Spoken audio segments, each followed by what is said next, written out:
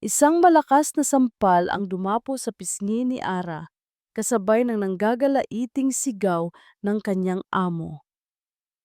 Magnanakaw! Lumayas ka sa paningin ko!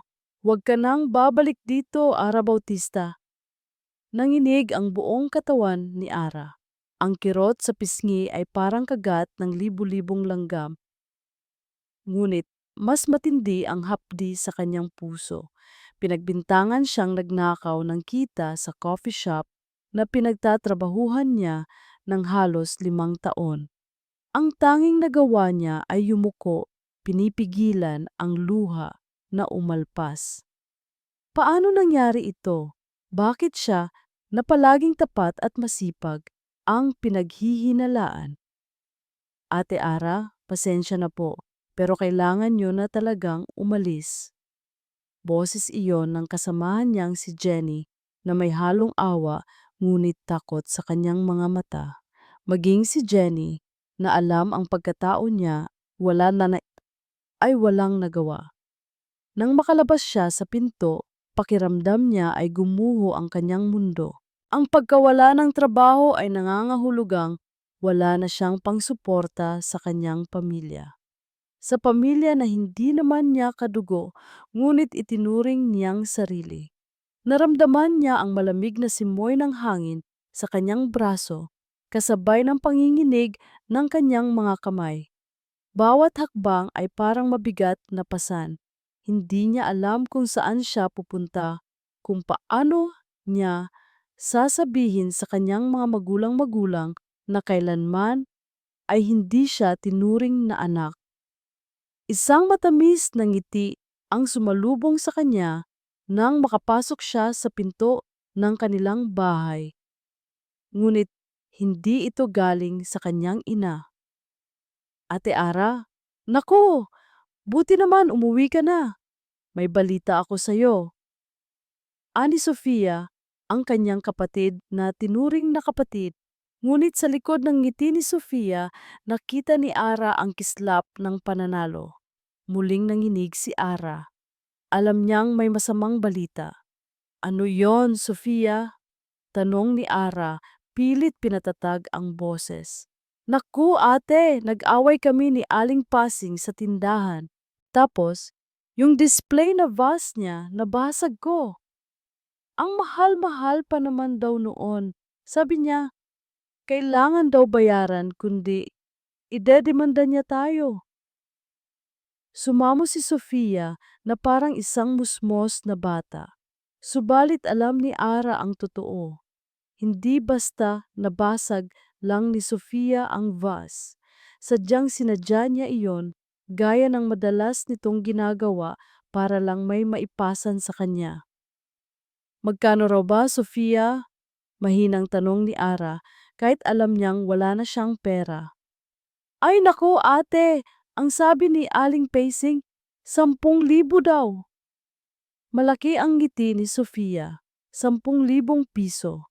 Ang halaga na halos katumbas ng isang buong buwan niyang sahod. 10,000? Paano ko mababayaran yan? Kakawala lang ng trabaho ko, Sofia.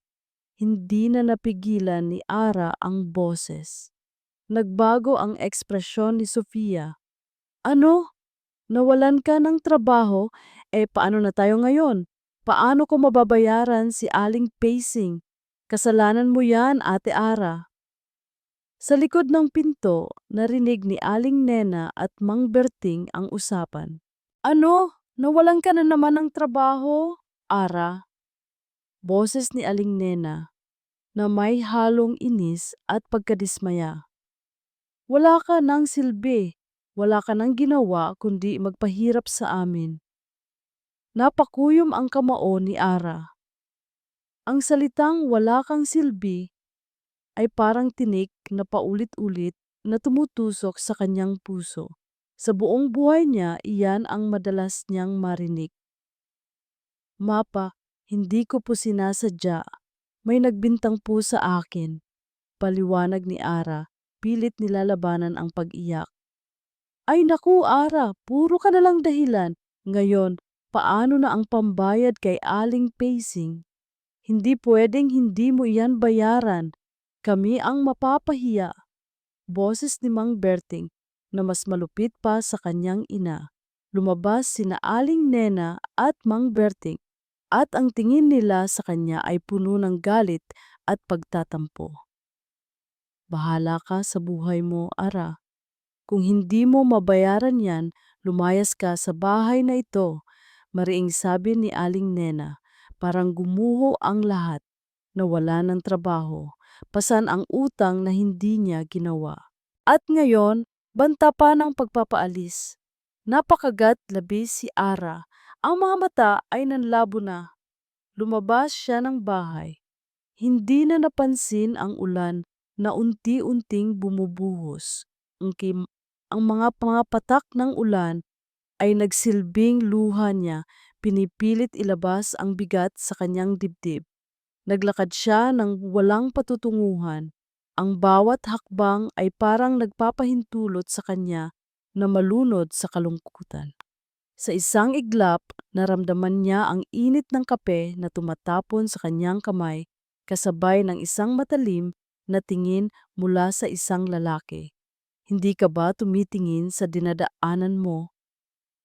Isang boses na malamig, matigas at puno ng awtoridad ang narinig niya. Napatingala si Ara, isang matangkad, gwapo at mukhang mayaman na lalaki ang nakatayo sa harap niya. Ang suot nitong mamahaling coat ay natapunan ng kape. Ang mga mata nito ay matalim, parang yelo, ngunit may kakaibang kislap. Pasensya na po, sir. Hindi ko po sinasadya. Anya ni Ara, nanginginig ang boses. Pakiramdam niya ay mas lalo siyang naging miserable. Tinitigan siya ng lalaki mula ulo hanggang paa at pagkatapos ay inabot sa kanya ang isang business card. Imperial Group, bumawi ka sa akin bukas. O mas malala pa ang mangyayari sa iyo. Hindi na lumingon pa ang lalaki. Agad itong sumakay sa isang mamahaling kotse at umalis. Naiwan si Ara, basang-basa ng ulan, hawak ang business card. Imperial Group. Bulong niya. Isang pangalan na parang naghuhudyat ng kapangyarihan at kayamanan. Sa ilalim ng ulan at kadiliman, isang maliit na kislap ng pag-asa ang sumilay sa puso ni Ara. Ngunit kasabay nito, isang tanong ang bumalot sa kanya. Ang kapalaran ba ay nagbibigay ng pagkakataon o ito ay isang panibagong pagsubok? Hindi niya maintindihan kung bakit hanggang ngayon ay naiinis pa rin siya sa insidente kagabi. Ang amoy ng kape sa kanyang mamahaling coat ay tila nakabaon pa rin sa kanyang isip.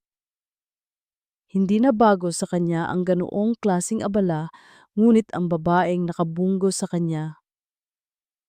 May kakaiba sa babaeng yon. Lorenzo Apo, naayos na ba ang schedule mo para sa dinner with Sabrina mamaya? Boses iyon ni Lola Corazon na may halong pagmamadali at pag-aalala. Bumuntong hininga si Enzo. Alam niya kung ano ang implikasyon ng dinner na iyon. Isang arrangement marriage para mas mapalago pa ang kanilang negosyo. Opo Lola, nasa kalendaryo ko na, tugon ni Enzo habang nakatutok pa rin sa financial reports sa kanyang iPad. Para sa kanya, ang kasal ay isang transaksyon, isang business deal. Matapos ang lahat ng pinagdaanan niya, hindi na siya naniniwala sa pag-ibig. Naalala niya ang nakaraan. Si Sabrina Cojuangco, ang babaeng minahal niya ngunit nagtaksil sa kanya para sa mas malaking kapangyarihan at pera. Iyon ang dahilan kung bakit naging bato ang kanyang puso. Mabuti naman, Apo, napakabait at napakaganda ni Sabrina. Sigurado akong magkakasundo kayo. Patuloy ni Lola Corazon, hindi alintana ang malamig niyang tugon. Nang matapos ang tawag, inilapag ni Enzo ang kanyang iPad. Napansin niya ang business card sa kanyang desk. ang business card na ibinigay niya sa babaeng bumunggo sa kanya. Ara Bautista, bulong niya. Hindi siya makapaniwala na may isang taong kayang sirain ang kanyang araw sa ganoong paraan. Ngunit sa kabilang banda, nakita niya ang kakaibang pagkasimple at pighati sa mga mata ng babae. Hindi iyon ang karaniwang tingin ng mga taong humihingi ng tawad. May mas malalim pa roon. Kinabukasan, habang nasa meeting siya kasama ang board members ng Imperial Group, may kumatok sa kanyang opisina. "Sir, may isang babae po na naghahanap sa inyo. Si Miss Ara Bautista po." Nagtaas ng kilay si Enzo. Nagulat siya na talagang nagpunta ang babae. Hindi niya inaasahan. "Papasukin mo." Pumasok si Ara, ang kanyang mga mata ay nanlalaki sa laki at ganda ng kanyang opisina. Nakasuot ito ng luma ngunit malinis na damit. Ang kanyang mga kamay ay magkayakap, tanda ng matinding kaba. "Sir, pasensya na po ulit sa nangyari kahapon. Gusto ko lang po sanang humingi ng tawad at, at sana po ay hayaan niyo akong bayaran ang coat niyo." Boses nito na halos hindi marinig. Tiningnan siya ni Enzo. Nakita niya ang sinseridad sa mga mata nito. Hindi ito ang klase ng babae na manghihingi ng tawad para lang makahingi ng pabor. May dignidad siya sa kabila ng kanyang abang kalagayan. "Paano mo babayaran ang coat ko?" tanong ni Enzo. Sinadya niyang maging matigas ang boses. "Halos kalahating milyon ang halaga ng coat na iyon." Nanlaki ang mga mata ni Ara. "Po? Kalahating milyon? Hindi po, wala po akong ganoong kalaking pera, sir." Napayuko siya. Pero handa po akong magtrabaho para sa inyo. Kahit ano po, sir. Basta po mabayaran ko ang utang ko." Nagulat si Enzo sa sinabi niya. Hindi niya inaasahan ang ganoong tugon. Ang ang mga babaeng tulad ni Sabrina ay hihingi ng pera o magpapabayad ng kung ano-ano. Ngunit ang babaeng ito, handa siyang magpakahirap. Napansin niya ang manipis na katawan ni Ara, ang maputlang labi. May kakaibang tibok ang kanyang puso.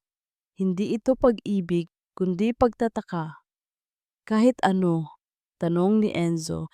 May kislap sa kanyang mga mata. "Kahit ano ang ipagawa ko sa iyo?" Tumango si Ara, dahan-dahan. "Opo, sir. Kahit ano po." "Mabuti. May kailangan akong assistant na gagawa ng mga maliliit na bagay. Maglilinis, maghahanda ng kape, mag-aayos ng papeles. Pero hindi kita babayaran." Nagulat si Ara. "Po? Pero paano po ako mabubuhay, sir?" "Yan ang problema mo, hindi ko problema. Ito ang kabayaran mo sa coat ko. Kung hindi ka magtatrabaho, idedemanda kita. Hindi lang ikaw, pati ang pamilya mo. Mayaman ako, Ara Bautista. Alam kong hindi mo ako kayang labanan." Nanginginig ang mga labi ni Ara, pero sa huli, tumango rin siya. "Opo, sir. Tatanggapin ko po. Magsimula ka bukas, 8:00 ng umaga. Huwag kang malilate at huwag kang magkakamali." Tumalikod na si Enzo, pilit iniiwasan ang kakaibang pakiramdam sa kanyang dibdib. Hindi niya alam kung bakit niya ginawa iyon. Siguro, dahil sa pagtataka. O marahil, meron lang siyang nakitang kakaiba sa babaeng iyon. Isang babaeng handang lumaban para sa kanyang sarili, sa kabila ng lahat. Nang makalabas si Ara, sumilip si Enzo sa bintana. Nakita niya ang figura ni Ara na dahan-dahang lumalakad palayo. Isang malalim na buntong hininga ang pinakawalan ni Enzo. "Ara Bautista," bulong niya. "Sana nga naiiba ka sa kanila." Ang bawat araw sa Imperial Group ay isang bagong pagsubok para kay Ara. Ang malalaking glass walls, ang mga taong nakasuot ng mamahaling damit, at ang napakalamig na aircon ay tila nagpapaalala sa kanya ng kanyang kinalalagyan. Isang tagalinis, tagagawa ng kape, at tagaayos ng mga papeles na walang sweldo. Ara, pakidala nga itong kape kay Sir Enzo. Make sure na mainit pa. Utos ni Miss Ramos, ang sekretary ni Enzo, na madalas magbigay ng mas maraming trabaho kaysa sa kanyang nakasanayan. Alam ni Ara na sinasadya ito. Ang tingin ng mga empleyado sa kanya ay puno ng pagdududa, minsan ay panunuya. Ngunit hindi siya nagrereklamo. Kailangan niya ang trabahong ito kahit walang bayad para lang mabayaran ang utang na hindi niya ginawa. Bawat pagpasok niya sa opisina ni Enzo, pakiramdam niya ay may libu-libong karayom na tumutusok sa kanyang balat. Ang lamig at autoridad ni Enzo ay sapat na para manginig siya. Ngunit sa tuwing nakikita niya ang kanyang amo, may kakaibang pakiramdam din siyang bumabalot sa kanya. Takot, oo, ngunit may halong paghanga sa galing at talino nito. Sir, ang kape niyo po, aniya inilapag ang tasa sa kanyang desk. Hindi man lang siya tinapunan ng tingin ni Enzo. Nakatutok ito sa laptop. Ang seryoso nitong ekspresyon ay nagpapakita ng matinding konsentrasyon. Iwan mo na dyan, malamig na tugon nito. Napayuko si Ara at dahan-dahang lumabas. Sa bawat paglabas niya, pakiramdam niya ay mas lalo siyang lumiliit. Isang hapon, habang naglilinis siya sa hallway, narinig niya ang usapan ng dalawang empleyado. Alam mo ba, kasal na raw si Sir Enzo sa anak ng kuhuwang ko, si Miss Sabrina Kuhuwangko, yung maganda at mayaman. Akalain mo, ang swerte ni Sir Enzo, makakakuha siya ng asawa na mayaman din at konektado sa gobyerno. Oo nga, 'di ba? Bagay na bagay sila. Power couple. Nabitawan ni Ara ang hawak niyang basahan. Nagulantang siya sa narinig. Si Sir Enzo, ikakasal na sa isang mayaman at magandang babae? Bakit siya nasasaktan? Hindi naman niya dapat maramdaman iyon. Hindi sila magkapantay, ni hindi nga siya pinapansin ng lalaki. Nagpatuloy siya sa paglilinis, ngunit ang kanyang isip ay puno ng mga tanong. Sino ba siya para masaktan? Isang hamak na katulong na walang pangalan. Samantala, sa labas ng Imperial Group, nakatayo si Sofia, nakatingin sa malaking logo ng kumpanya. Hindi siya makapaniwala. Imperial Group! Talaga? Dito nagtatrabaho si Ate Ara? Bulong niya sa sarili. Habang nakatago sa likod ng isang poste, sinundan niya si Ara mula sa bahay matapos marinig ang usapan ng kanyang mga magulang tungkol sa pagkawala ng trabaho ni Ara.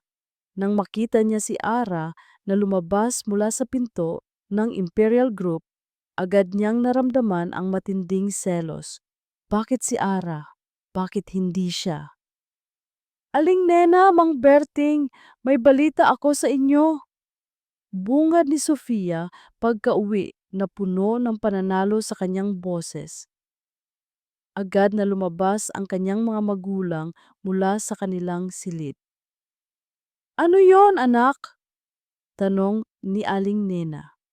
Si Ate Ara, nagtatrabaho sa Imperial Group. Ngumiti si Sofia, ngunit ang ngiting iyon ay may halong pagkagalit. Imperial Group? Yun ba ang kumpanya ng mga imperial? Ang pinakamayaman sa Pilipinas? Tanong ni Mang Berting, nanlalaki ang mga mata. Opo, at ang may-ari, si Sir Lorenzo Imperial, napakagwapo at mukhang mayaman talaga, sabi ni Sofia. Dapat ako ang naroon. Dapat ako ang makakatuluyan niya. Nagkatinginan sina Aling Nena at Mang Berting. Isang bagong plano ang nabuo sa kanilang isip. Sofia, sigurado ka ba dyan? Tanong ni Aling Nena, may kislap sa kanyang mga mata. Opo, nakita ko siya.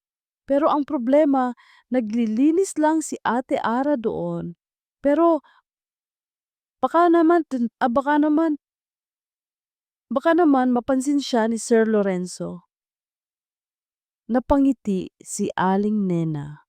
Magaling. Kung ganun, meron tayong dapat gawin. Nagplano sila.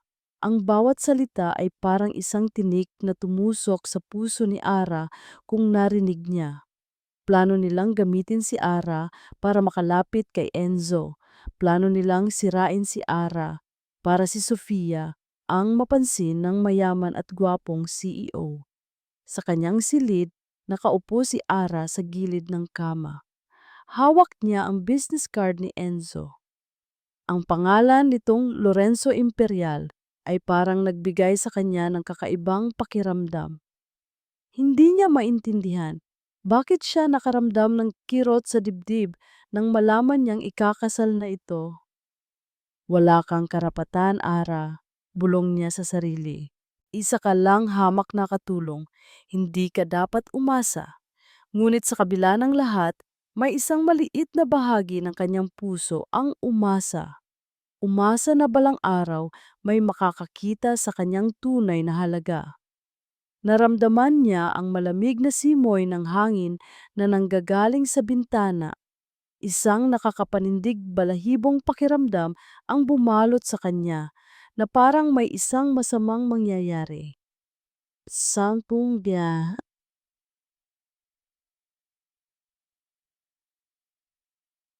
Hindi niya alam kung bakit, ngunit ang presensya ni Ara Bautista sa kanyang opisina ay tila nagbigay ng kakaibang sigla sa kanyang nakasanayang seryosong kapaligiran. Araw-araw nakikita niya itong tahimik na naglilinis, naghahanda ng kape, at nag-aayos ng papeles. Hindi ito nagrereklamo. Kahit paminsan ay sinasadya niyang dagdagan ang mga trabaho nito. Isang hapon habang naglalakad siya sa hallway, nakita niya si Ara na binubuli ng isa sa kanyang mga empleyado. Ara, bakit ang bagal mo? Hindi mo ba alam kung gaano kahalaga ang oras ko?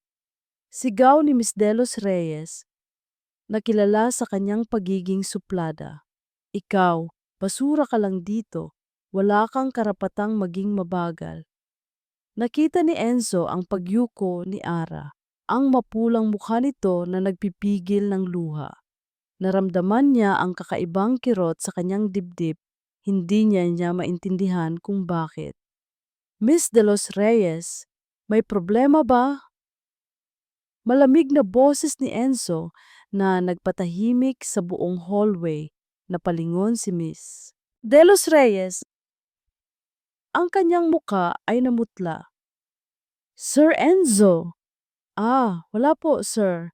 Tinuturuan ko lang po si Ara kung paano maging mas mabilis. Kung ganoon, hindi mo kailangang sigawan siya, mariing sabi ni Enzo. At tandaan mo, Miss De Los Reyes, walang basura dito sa Imperial Group. Lahat ng empleyado ay may halaga. Nagulat si Ara sa pagtatanggol ni Enzo. Ang tingin niya sa kanyang amo ay puno ng paghanga at pagtataka. Pasensya na po, sir, ani Miss De Los Reyes, yumuko. Tiningnan ni Enzo si Ara. Bumalik ka na sa trabaho mo, Ara. Nagmamadaling umalis si Ara. Ang kanyang puso ay malakas na tumitibok. Sa kanyang opisina, napasandal si Enzo sa kanyang upuan. Hindi niya akalain na ipagtatanggol niya si Ara. Bakit? Dahil ba sa nakita niyang kawalan ng katarungan? O dahil sa kakaibang emosyon na naramdaman niya para sa babaeng iyon?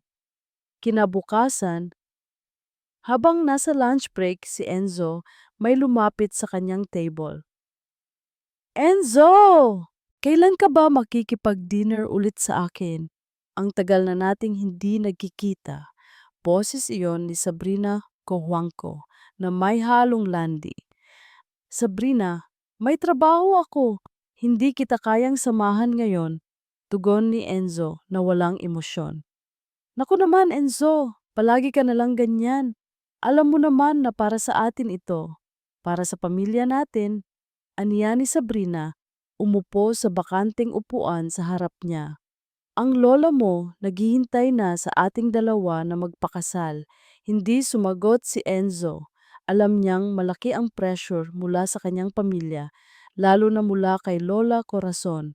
Ngunit matapos ang nangyari sa kanila ni Sabrina noon, hindi na niya ito mapagkakatiwalaan. By the way, Enzo, nakita ko kanina ang isang staff mo. Napakaganda ng mga ngiti niya. Buti pa siya napapangiti ka. Napataas ang kilay ni Enzo. Sino? Si Ara, sir. Ang bagong katulong. Maganda siya, sir. Bagay kayo, sir. Ani ng waiter na nagdadala ng pagkain. Napatingin si Enzo kay Sabrina. Ngumiti lang si Sabrina, ngunit may kakaibang kislap sa kanyang mga mata. Nagselos ba siya? Maya-maya, habang bumabalik si Enzo sa kanyang opisina, nakita niya si Sofia na naglalakad sa hallway. Ngunit ang kilos nito ay kakaiba. Nakasuot ito ng halos kaparehong damit ni Ara at may kakaibang ngiti sa kanyang labi. Sir Enzo, hi po. Ako po pala si Ara, ang bagong assistant nyo. Anya ni Sofia, lumapit sa kanya at pilit nagpapakyut. Nagulat si Enzo. Ara, ikaw si Ara? Opo, sir. Ako po. Ang ganda po ng suot ko ngayon, 'di ba? Bagay po sa akin. Napansin ni Enzo ang pagkakaiba. Hindi ito si Ara. Mas magaspang ang boses at mas obvious ang pagpapakyute. Hindi, hindi ikaw si Ara Bautista, mariing sabi ni Enzo. Sino ka? Biglang nagbago ang ekspresyon ni Sofia. Ah, sir, ako po talaga si Sofia. Kapatid po ako ni Ara. Nakiusap lang po ako sa kanya na magpanggap na ako. Kasi po, gusto ko lang po sanang makilala kayo, sir. Ngumiti si Sofia, ngunit ang ngiting iyon ay puno ng pagka-plastic. Umalis ka sa harapan ko. Malamig na utos ni Enzo. Hindi ko kailangan ng kasinungalingan sa opisina ko. Napahiya si Sofia. Agad itong umalis, nagulat si Enzo. Hindi niya inaasahan na may gagawa ng ganoong klasing bagay. Kung ang kapatid ni Ara ay ganoon, paano na si Ara? Pagpasok niya sa kanyang opisina, nakita niya si Ara na naglilinis ng kanyang table. Ara, tawag niya. Nagulat si Ara at halos mahulog ang basahan. Sir, may kapatid ka ba? Tanong ni Enzo. Tumango si Ara. Opo sir, si Sofia po. Nakita ko siya kanina. Nagpapanggap na ikaw. Nanlaki ang mga mata ni Ara. Po, bakit po niya ginawa iyon? Hindi ko alam. Pero, may problema ka ba sa pamilya mo? Tanong ni Enzo na may bahid ng pag-aalala sa kanyang boses. Nag-aalangan si Ara. Hindi niya alam kung dapat ba niyang sabihin ang totoo. Wala po sir, maayos naman po ang lahat, anya ni Ara, pilit ngumingiti. Nakita ni Enzo ang pilit na ngiti ni Ara. Alam niyang nagsisinungaling ito, ngunit hindi niya pinilit. Sa halip sinabi niya, kung may problema ka, sabihin mo lang sa akin. Tumango si Ara at sa unang pagkakataon, nakaramdam siya ng init sa kanyang dibdib. Isang init na nagmumula sa pag-aalala ni Enzo. Nang matapos ang trabaho ni Ara, nagpasya si Enzo na sundan ito. Nakita niya si Ara na naglalakad sa madilim na kalsada, mag-isa. May kakaiba sa babaeng iyon, isang babaeng puno ng pighati, ngunit may lakas sa kanyang mga mata. Tumigil siya ng kotse sa di kalayuan. Pinapanood si Ara na pumasok sa isang maliit, luma at medyo delikadong eskinita. Ara Bautista! Bulong niya sa sarili. Ikaw ba talaga ang babaeng inaakala ko? Habang tumatagal, mas lalo pang lumalalim ang kanyang pagkalito. Hindi na lang basta-basta paglilinis at paggawa ng kape ang ipinagagawa sa kanya ni Sir Enzo. Nagbibigay na ito ng mga papeles na kailangan niyang ayusin. Minsan ay pati na rin sa pagre-research ng mga impormasyon para sa mga meeting nito. Nagulat siya nang bigyan siya nito ng isang maliit na kwarto sa opisina para may maging espasyo siya. Kailangan kong magtiwala sa isang taong hindi magtataksil sa akin. Ani ni Sir Enzo isang araw na parang sa kanya nakadiretso ang salita. Ikaw, Ara, sa tingin ko, maaasahan ka. Ang mga salitang iyon ay parang musika sa kanyang pandinig. Sa buong buhay niya, walang sinuman ang nagtiwala sa kanya. Kahit ang pamilya niyang kinagisnan, sila Aling Nena at Mang Berting, ay puro pagdududa ang ibinibigay. Subalit, hindi pa rin nawawala ang mga problema sa bahay. Si Sofia lalo pang nagiging mapanlinlang. Ate Ara, may problema ako. Hindi ko maintindihan itong project ko sa eskwela. Pwede bang ikaw na lang ang gumawa? Ani ni Sofia na may nangiti sa labi, alam na hindi siya makakatanggi. Pero, Sofia, marami akong trabaho sa opisina ngayon. Kailangan kong tapusin yon, paliwanag ni Ara. Nagpout si Sofia.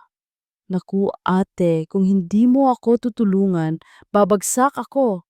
Gusto mo bang magalit si mama at papa? Walang nagawa si Ara. Sa gabi, pagkatapos ng mahabang araw sa Imperial Group, ginagawa pa rin niya ang project ni Sofia. Dahil sa pagod, minsan ay nakakatulog siya sa bus pauwi, kaya madalas ay malilate siya sa Imperial Group.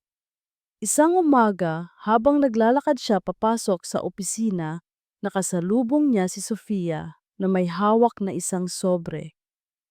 Ate Ara, may gustong kumausap sa'yo, si Attorney Castro, tungkol daw sa utang mo kay Aling Pasing. Kailangan mo na raw bayaran, kundi idedemanda ka niya. Nanlaki ang mga mata ni Ara. Pero sinabi ko na sa kanya na ginagawa ko na ang lahat para makahanap ng pera. Ay naku ate, ganoon talaga, walang magawa. Sige, mauna na ako. Pupuntahan ko pa si mama at papa. Anya ni Sofia. At agad na umalis. Ang pagdating ng attorney ay nagpatindi sa kanyang kaba. Alam niyang ito na ang huling hininga niya.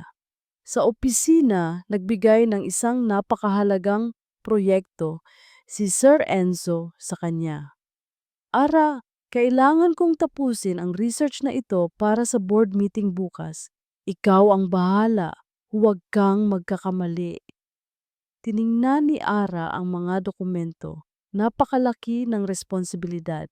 Ito ang pagkakataon niyang ipakita ang kanyang kakayahan.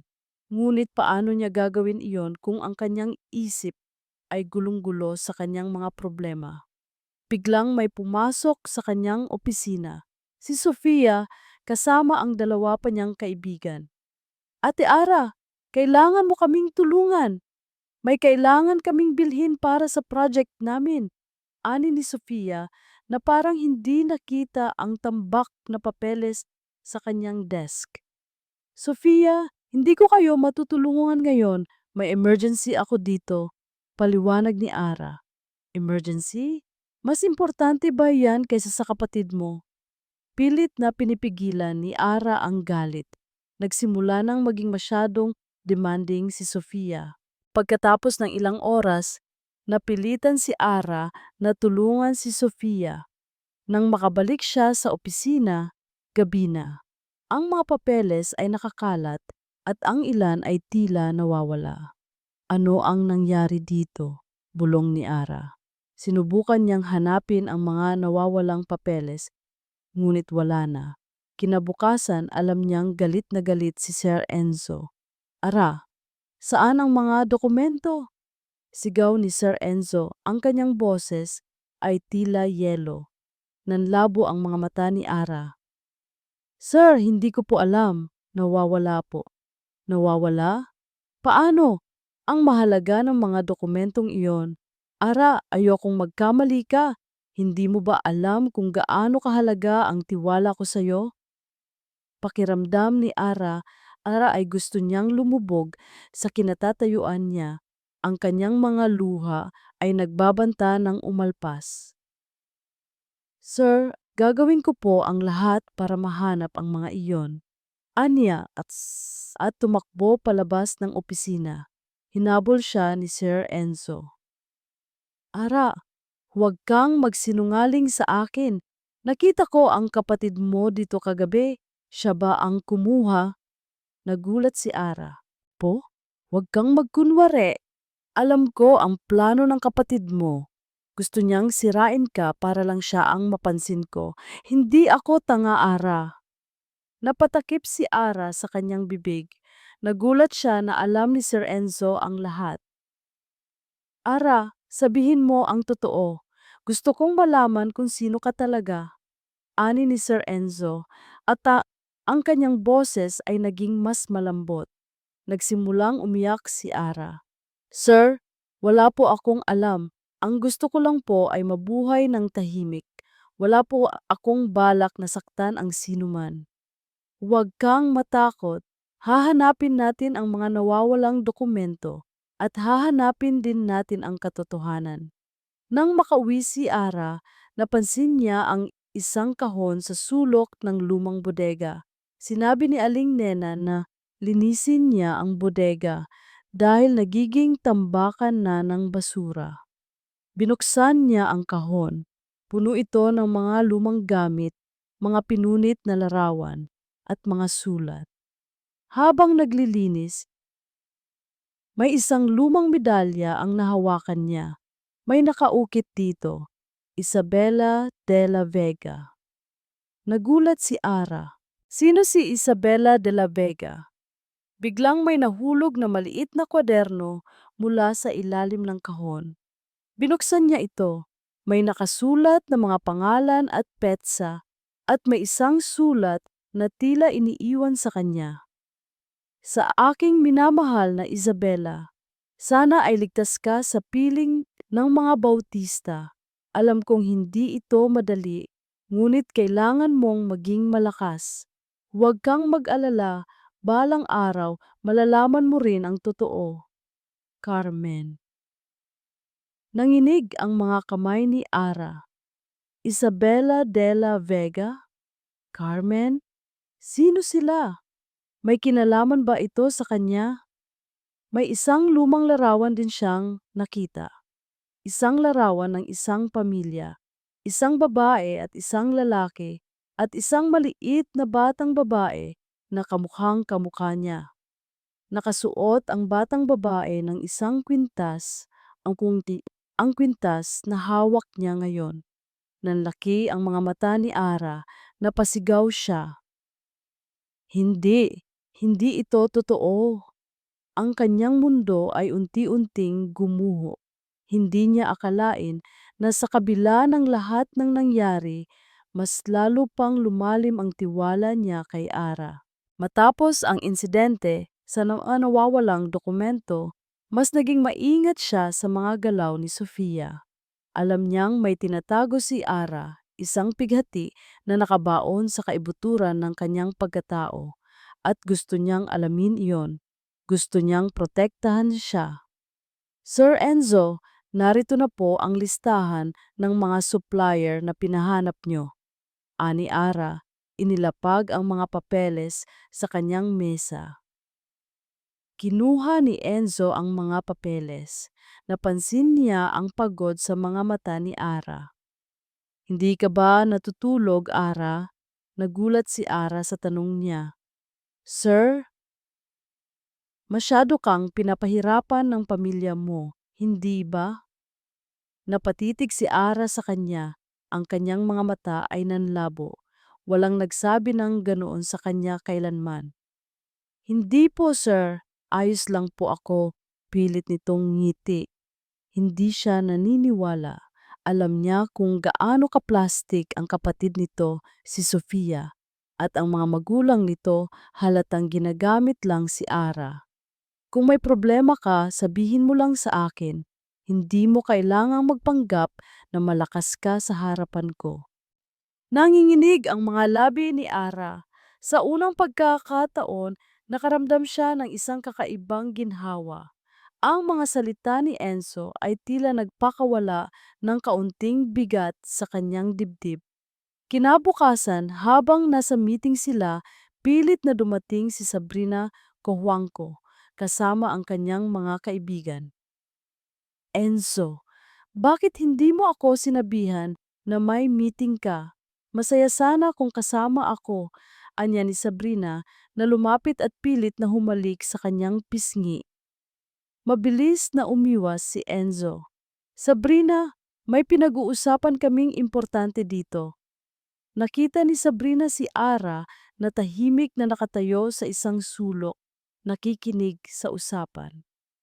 At sino naman ang babaeng iyan? Ang assistant mo? Aba Enzo, mukhang kailangan mo nang palitan ang taste mo sa mga empleyado. Nagulat si Ara sa sinabi ni Sabrina. Naramdaman niya ang init ng kahihiyan na umakyat sa kanyang pisngi. Sabrina, sapat na iyan, malamig na sabi ni Enzo. Si Ara ay isang mahusay na empleyado at walang sinuman ang may karapatang maliitin siya. Nagulat ang lahat sa sinabi ni Enzo. Maging si Ara ay hindi makapaniwala. Nag-init ang ulo ni Sabrina. Enzo, anong ibig mong sabihin? Para lang sa isang katulong, ipagtatanggol mo siya sa akin? May pangalan siya, Sabrina, at may halaga siya. Mariing sabi ni Enzo. Umalis ka na, tapos na ang meeting. Nahiya si Sabrina. Agad itong umalis kasama ang kanyang mga kaibigan. Ngunit ang tingin nito kay Ara ay puno ng galit at panibugho. Nang matapos ang meeting, nilapitan ni Enzo si Ara. Ayos ka lang ba? Tumango si Ara, ang kanyang mga mata ay nagpapasalamat. Opo sir, salamat po. Wala kang dapat ipagpasalamat. Ginawa ko lang ang tama. Kinagabihan, nagpasya si Enzo na ihatid si Ara pauwi. Habang nasa kotse sila, nagkaroon sila ng pagkakataong mag-usap ng mas malalim. Bakit mo tiniis ang lahat, Ara? Tanong ni Enzo. Napakagat labi si Ara. Wala po akong mapuntahan, sir. Wala po akong ibang pamilya. Kahit po masakit, kailangan ko silang tiisin. Nakita ni Enzo ang lungkot sa mga mata ni Ara. Ang kanyang puso ay kumirot. Sa unang pagkakataon, naramdaman niya ang isang kakaibang init sa kanyang dibdib. Hindi ito awa, kundi pag-aalala. Kahit kailan, hindi mo kailangang mag-isa. Sabi ni Enzo, hinawakan ang kamay ni Ara. Nagulat si Ara sa paghawak ni Enzo. Ang kanyang puso ay kumabog ng malakas. Ang init ng kamay ni Enzo ay tila nagbigay sa kanya ng lakas. Sir, sa akin ka lang magtiwala, Ara. Pangako, hindi kita iiwan. Naramdaman ni Ara ang matinding emosyon. Ang mga salita ni Enzo ay parang isang pangako, isang pag-asa sa kanyang madilim na buhay. Kinabukasan habang nag-isa si Ara sa kanyang maliit na kwarto sa opisina, kinuha niya ang kwintas at ang lumang larawan. Hindi niya maintindihan kung bakit, ngunit alam niya na kailangan niyang malaman ang katotohanan. Pumunta siya sa internet cafe at nagsimulang mag-research. Hinanap niya ang pangalang Isabela de la Vega. Ang lumabas ay isang sikat na pamilya sa Pilipinas, ang Delia ang De La Vega Group.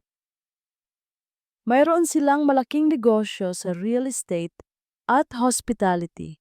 At may isang artikulo tungkol sa nawawalang anak nila. Si Isabela de la Vega, mahigit 20 taon na ang nakakaraan. Nanlaki ang mga mata ni Ara. Ang pangalan, ang edad, ang pagkakahawig sa larawan, hindi kaya siya si Isabela de la Vega. Biglang nagring ang kanyang cellphone. Si Sofia. Ate Ara, nasaan ka na? Nagtataka na si Mama at Papa, tsaka nakita ko kanina si Sir Enzo na hinatid ka pa uwi. Anong ibig sabihin yan? Puno ng galit na boses ni Sofia. Mabilis na pinatay ni Ara ang cellphone. Hindi niya sinagot si Sofia. Ang kanyang isip ay puno ng mga tanong. Sino siya? Sino ang mga De La Vega? At bakit siya napunta sa pamilya Bautista? Nasa kanyang opisina si Enzo, abala sa mga papeles, ngunit ang kanyang isip ay lumilipad kay Ara. Nakita niya ang tingin ni Sabrina kay Ara. Alam niyang hindi ito titigil hanggat hindi nito nasisira ang reputasyon ni Ara. Nang gabing iyon, tinawagan niya ang kanyang personal investigator. Gusto kong alamin mo ang lahat tungkol kay Ara Bautista, lalo na ang kanyang nakaraan at ang pamilya niya. Nakatitig si Enzo sa labas ng bintana, ang kanyang puso ay puno ng pag-aalala. Huwag kang matakot, Ara. Kasama mo ako. Mamaba ako. Subalit, kahit ang mga salitang ito ay hindi sapat para mawala ang kaba sa dibdib ni Ara. Nakatitig siya sa larawan, ang mga mata ay puno ng pighati. Ang kanyang pagkatao ay tila naging isang malaking palaisipan. Ang mga natuklasan niya tungkol sa De La Vega family ay nagpaikot sa kanyang mundo. Hindi siya makapaniwala. Siya ba talaga si Isabela? Siya ba ang anak ng isa sa pinakamayamang pamilya sa Pilipinas? Ang, ka- ang mga tanong na ito ay patuloy na bumabagabag sa kanya.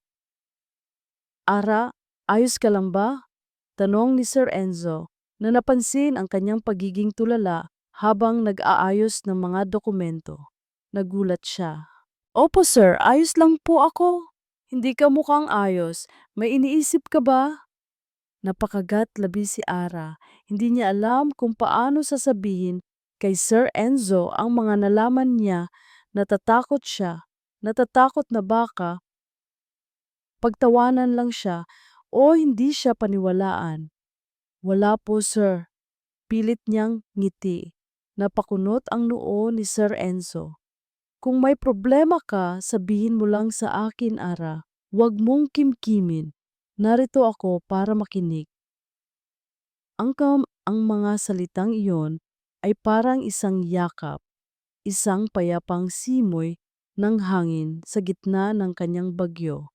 Ngunit hindi pa rin siya handang magsalita. Kinagabihan, habang pauwi si Ara, biglang may tumawag sa kanya. Si Aling Nena. Ara, umakyat ka dito ngayon din sa bahay. May importante kaming sasabihin sa'yo. Boses ni Aling Nena na puno ng galit. Kabadong-kabado si Ara. Alam niyang may masamang mangyayari. Pagdating niya sa bahay, nakita niya si Aling Nena at Mang Berting na nakaupo sa sala kasama si Sofia na nakangisi. May pasa sa braso si Sofia. Ate Ara, anong ginawa mo sa akin? Sigaw ni Sofia. Nagulat si Ara. Ano ang sinasabi mo? Si Ate Ara pa. Siya ang nagtulak sa akin sa hagdan. Tingnan niyo ang braso ko. Ani ni Sofia na nagpapanggap na umiiyak. Nanlaki ang mga mata ni Ara. Hindi ko ginawa iyan, Sofia. Nagsisinungaling ka, kitang-kita ko, sigaw ni Sofia. Lumapit si Aling Nena kay Ara at sinampal siya. Ara, Paano mo nagawa ito sa kapatid mo? Ang sama-sama mo. Wala kang utang na loob. Inalagaan ka namin, tapos ganito ang gagawin mo sa amin. Nanginig ang buong katawan ni Ara. Ang kirot sa kanyang pisngi ay tila nawala na, napalitan ng hapdi sa kanyang puso. Ang pagtataksil ng mga taong itinuring niyang pamilya ay mas masakit pa sa anumang pisikal na sakit. Hindi ko po talaga ginawa iyan, ma. Paliwanag ni Ara, umiiyak na. Huwag kang magsinungaling. Kitang-kita namin ang inggit mo kay Sofia. Dahil ba kay Sir Enzo, akala mo ba mapapansin ka niya? Isa ka lang hamak na ampon. Gaw ni Aling Nena. Parang sinaksak ang kanyang puso. Ampon. Ang salitang iyon ay laging nagpapaalala sa kanya ng kanyang kawalan ng pamilya. At ngayon, Ara, kailangan mong bayaran ang gastos sa ospital ni Sofia. Kung hindi, idedemanda ka namin at sasabihin namin sa lahat na isa kang kriminal, ani ni Mang Berting. Napaluha si Ara. Hindi niya alam kung saan siya kukuha ng pera. Wala na siyang trabaho at wala na siyang mapagkukunan ng tulong. At ang pinakamasakit pa, Ara, ani ni Sofia na lumapit sa kanya at bumulong. Sinabi ko na kay Sir Enzo na niloloko mo siya, na may ibang lalaki ka, kaya hindi kanya papansinin. Nanlaki ang mga mata ni Ara.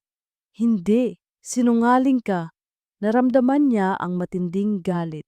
Gusto niyang sumigaw, gusto niyang magprotesta, ngunit walang lumalabas sa kanyang bibig. Kinabukasan, habang nasa opisina si Enzo, narinig niya ang usapan ng mga empleyado. Alam mo ba, nakita ko si Ara kagabi na kasama ang ibang lalaki. Akalain mo, pinagtataksilan niya si Sir Enzo. Oo nga, narinig ko rin. Ang lakas ng loob niya, di ba? Mukha lang siyang inosente, pero malandi pala. Nagulat si Enzo sa mga narinig niya. Agad siyang pumunta sa opisina ni Ara. Ara, anong ibig sabihin ng mga narinig ko? Tanong ni Enzo, ang kanyang boses ay puno ng pagdududa. Napatingala si Ara, ang kanyang mga mata ay puno ng luha. Sir, hindi po totoo iyan. Nagsisinungaling po sila. Nagsisinungaling? Pero bakit marami ang nagsasabi? Sir, pakinggan niyo po ako. Hindi po talaga totoo. Si Sofia po. Ngunit bago pa matapos si Ara magpaliwanag, biglang may pumasok.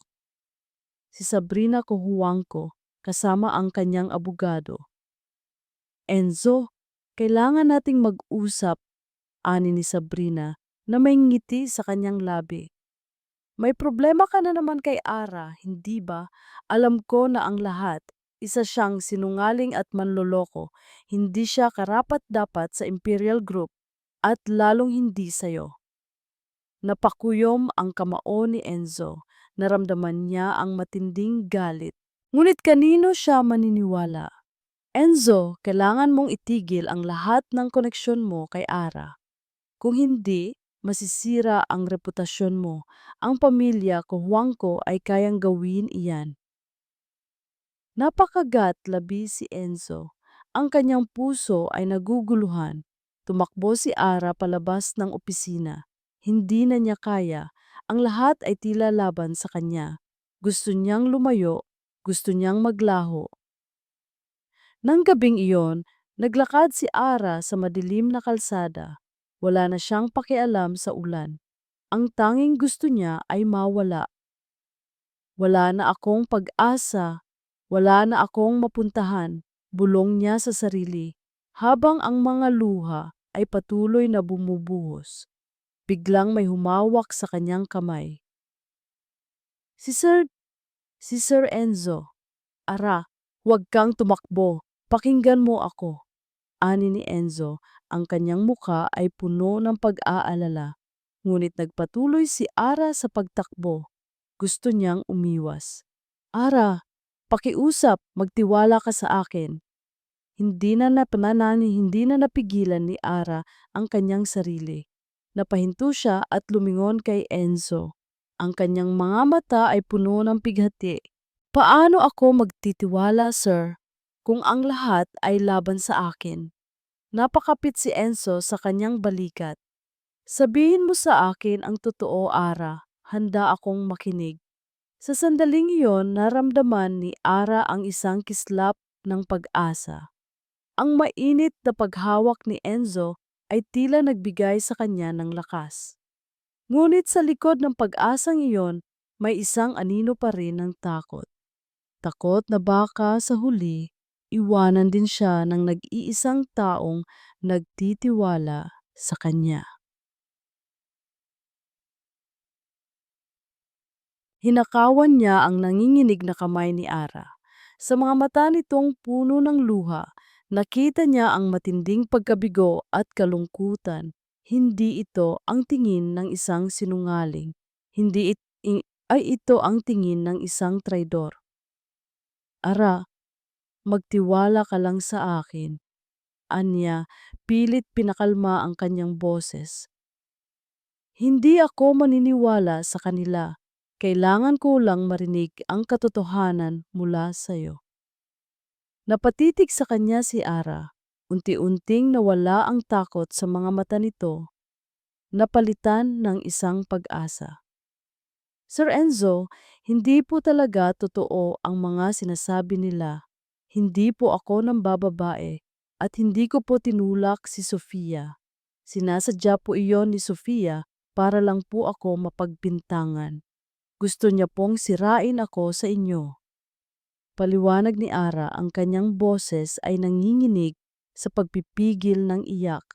Napakuyom ang kamao ni Enzo. Alam na niya, ang kanyang hinala ay naging katotohanan. Kung gayon, hindi tayo magpapatalo, mariing sabi ni Enzo. Huwag kang mag-alala, Ara. Ako ang bahala sa lahat. Kinagabihan, hindi nakatulog si Enzo. Inutusan niya ang kanyang personal investigator na maghahanap ng ebidensya laban kina Sofia at Sabrina. Alam niyang kailangan niya ng matibay na patunay. Kinaumagahan, isang tawag ang kanyang natanggap mula sa kanyang investigator.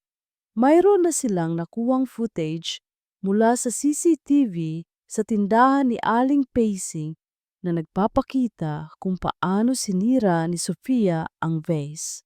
At mayroon din silang mga resibo at bank statement na nagpapatunay na si Aling Nina at Mang Berting ay mayroong nakukuhang pera mula sa isang hindi kilalang account kada buwan. Mga halagang sapat para sa pag-aalaga kay Ara. Higit sa lahat, mayroon din silang nakuha na video mula sa CCTV sa labas ng bahay ni Ara kung saan malinaw na ipinapakita na si Sofia mismo ang naghagis ng sarili sa hagdan at pagkatapos ay naglagay ng pasa sa kanyang braso gamit ang makeup. Ang mga ebidensyang ito ay sapat na para pabagsakin ang lahat ng kasinungalingan. Nagpatawag agad si Enzo ng press conference.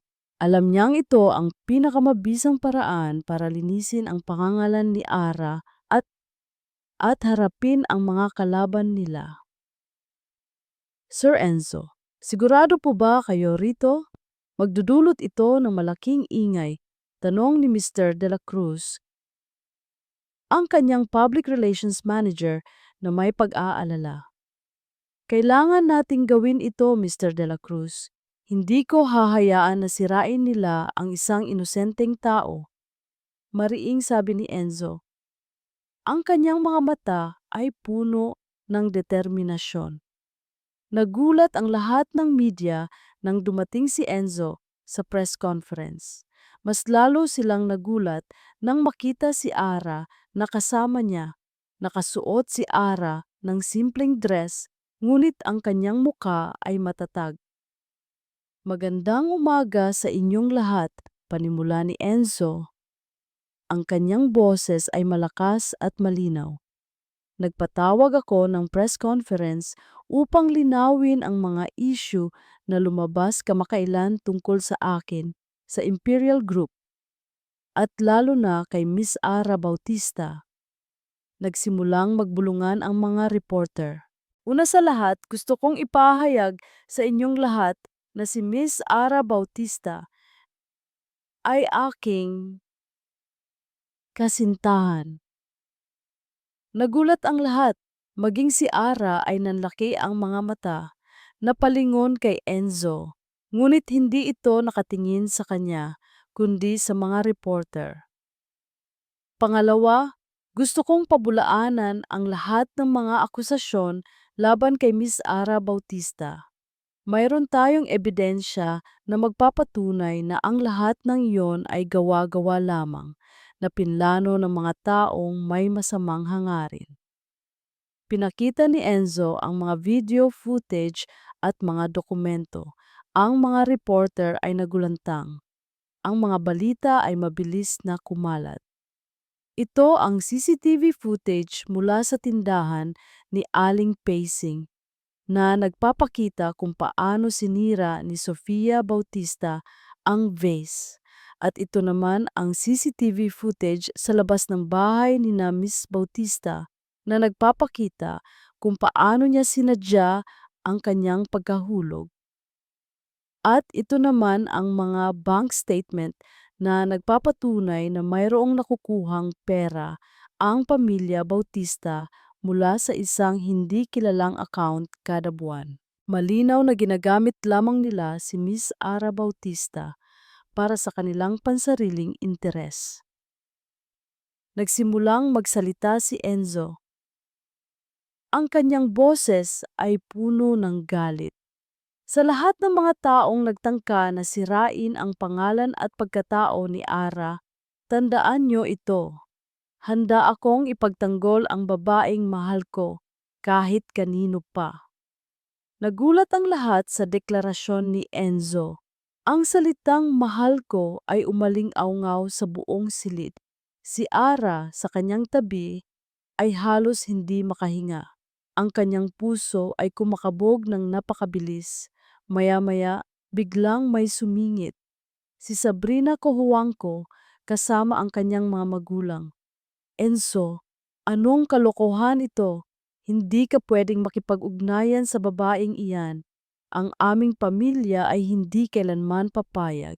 Sigaw ni Don Carlos Cojuangco, ama ni Sabrina. Don Carlos, ito ang personal kong desisyon at wala kayong karapatan na pakialaman ang buhay ko. Mariing sabi ni Enzo, hindi na ako ang Enzo na inyong kilala at hindi na ako ang ikakasal sa anak ninyo. Napahiya si Sabrina. Ang kanyang mga magulang ay galit na galit. Sabrina, tapos na ang lahat sa atin. Huwag ka nang magtangka pang gumawa ng masama kay Ara. Kung hindi, malaki ang mawawala sa pamilya Cojuangco, babala ni Enzo.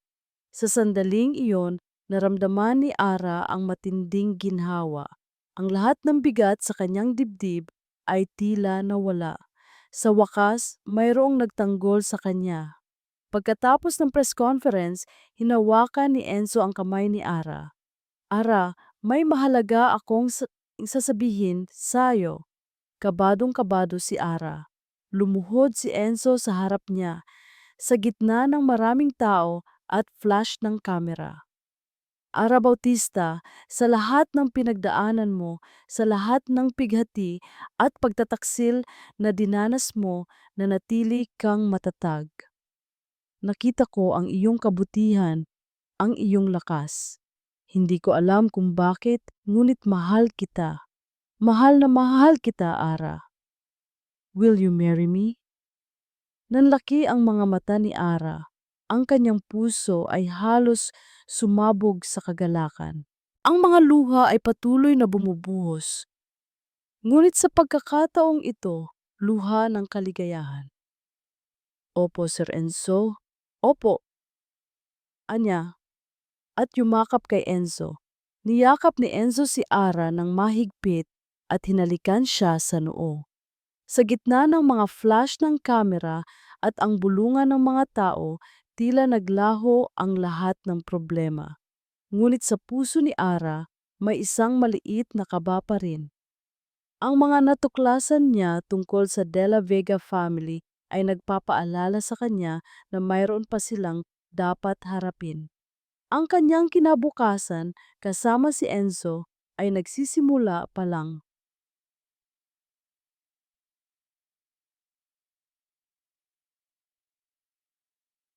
Ang paglipas ng ilang linggo ay parang isang panaginip para kay Ara.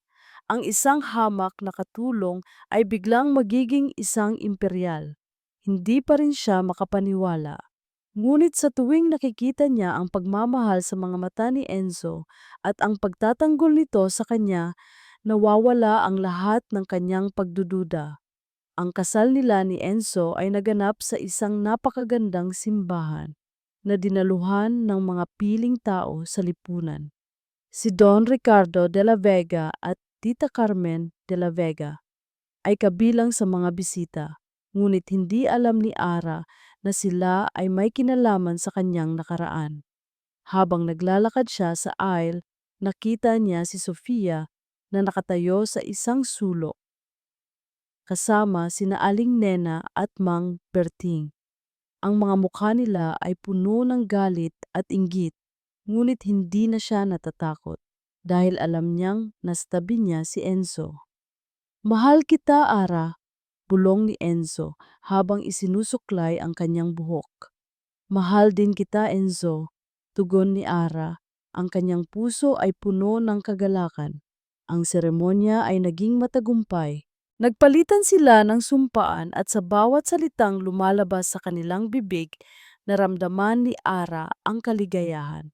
Pagkatapos ng seremonya, nagkaroon ng resepsyon sa isang five-star hotel. Lahat ng bisita ay masaya maliban kina Sofia at Sabrina na palihim na nagmamasid.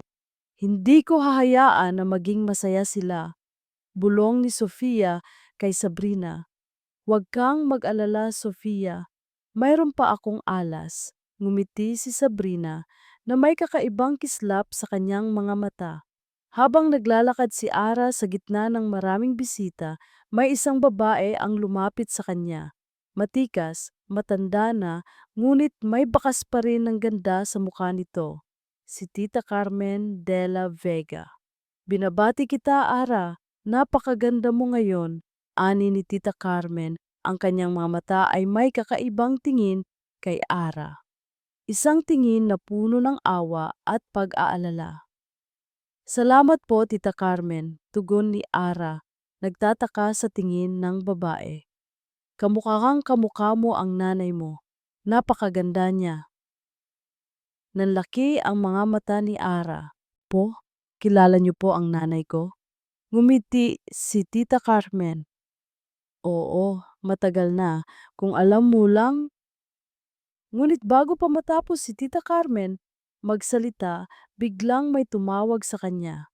Isang lala isang lalaki na may seryosong ekspresyon. Si Tito Benji de la Vega, ang kapatid ni Tita Carmen. Carmen, nasaan ka na? Naghihintay na si Ricardo. Ani ni Tito Benji, ang kanyang mga mata ay nakatingin kay Ara na may kakaibang kislap. Sige, Ara, pag-usapan natin ito sa ibang araw, ani ni Tita Carmen na parang nagmamadali. Naiwan si Ara na may maraming tanong sa kanyang isip. Sino ang nanay niya at ano ang alam ni Tita Carmen? Kinabukasan, habang nasa honeymoon sila ni Enzo, hindi pa rin mawala sa isip ni Ara ang mga sinabi ni Tita Carmen. May problema ka ba, mahal ko? Tanong ni Enzo na napansin ang kanyang pagiging tulala. Enzo, may mga bagay lang akong hindi maintindihan tungkol sa nakaraan ko. Paliwanag ni Ara. Mayroon akong nakitang kwintas at lumang larawan at may lumang sulat din akong nabasa. Kinuwento ni Ara kay Enzo ang lahat. Ang kwintas na may nakaukit na Isabela de la Vega.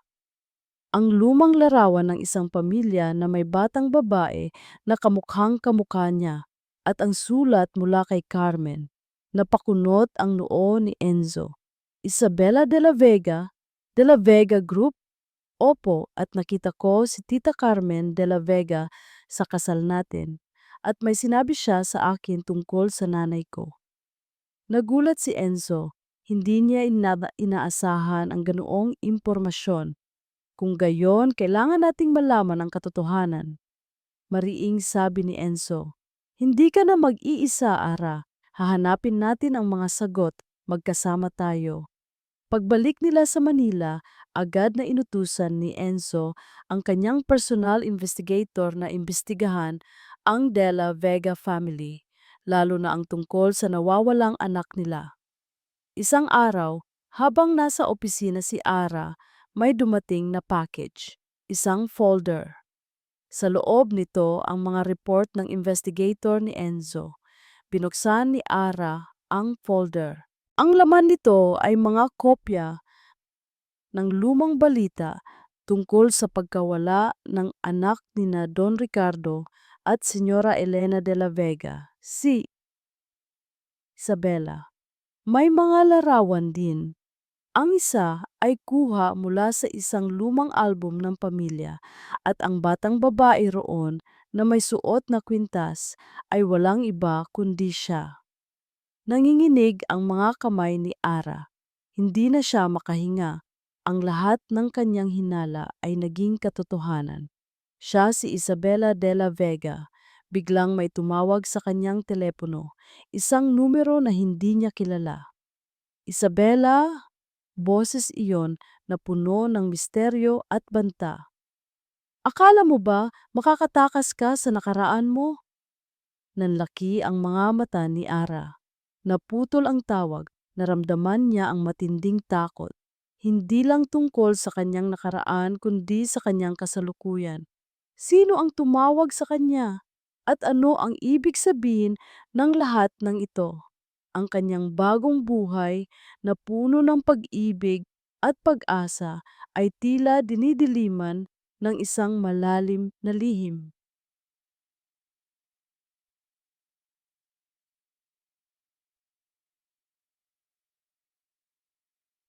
Hindi niya maintindihan kung bakit biglang nagbago ang ugali ni Ara.